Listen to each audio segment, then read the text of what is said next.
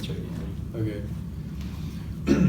So good evening, everyone. We're Group 9. I'm Cole Watson. I'm Zach Zimbrowski. I'm myself, Admian. I'm Tommy Tran. And today we're going to be talking to you about Newton's second law.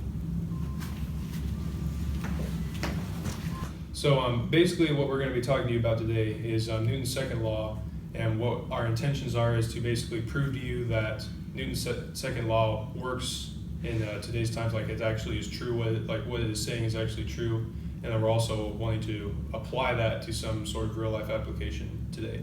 So first thing is to tell you what the actual equation is that goes with Newton's second law, and that is F equals ma, where F is the resultant force, m is the mass of the object, and a is the acceleration of the object. So the main point that is intended to be made by Newton's second law is that if you have a force and you apply it to a given mass, it's going to accelerate that mass in the direction of the force.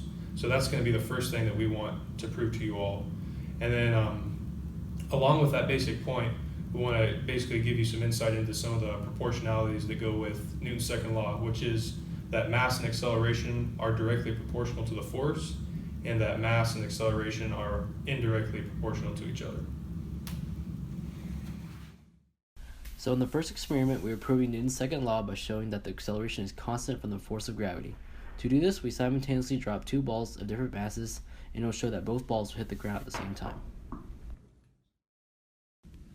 So for the main experiment, we dropped 4 different balls, all of different masses, from the same height of 4 feet, into bowls filled with a specific volume of water, so we could calculate the amount of water displaced from dropping each ball and use that to give a visual and quantitative representation of how the increased mass at a constant acceleration resulted in a greater force, shown by the amount of water removed.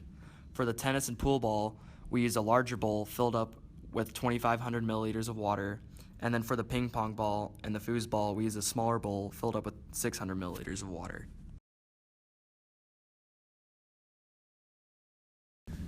All right, so what you see on the screen right now is the results from the experiment that we just showed you. First two things I want to call your attention to are the columns labeled ball mass and generated force. Recall that the main objective of the experiment was to show that the mass in Newton's second law equation is directly proportional to the force. So if the experiment did indeed prove that statement, the largest mass ball should have the largest generated force, and the smallest mass ball should have the smallest generated force. And as you can see, looking at the ball mass generated force columns, the pool ball, which was the heaviest, does indeed have the largest generated force. Ping pong ball, which was the smallest, does indeed have the smallest generated force.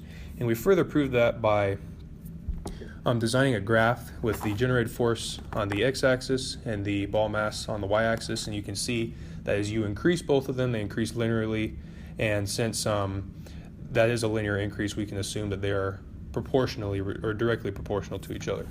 So that was the quantitative method or visualization that we wanted to give to you. Now I want to talk a little about the visual representation to further back up our data. So I wanted to say that as we increase the mass, we increase the force generated. So we visually showed that through water displacement. So the heavier balls are going to displace more water and create a bigger splash. And as you saw in the video, the heavier balls did do that. And if you look at the column labeled water displacement, the heaviest ball, which was the pool ball, had the most water displacement, and the lightest ball, which was the ping pong ball, had the least amount of water displacement.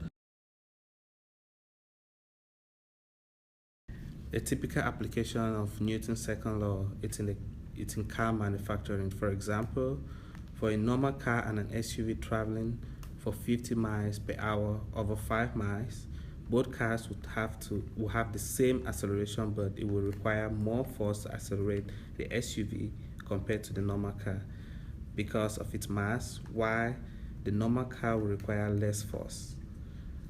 This is a reason why less mass cars are good in gas mileage, while SUV consume more gas. So most car manufacturing companies will have to take this into great consideration because people always want cars that are good in gas mileage.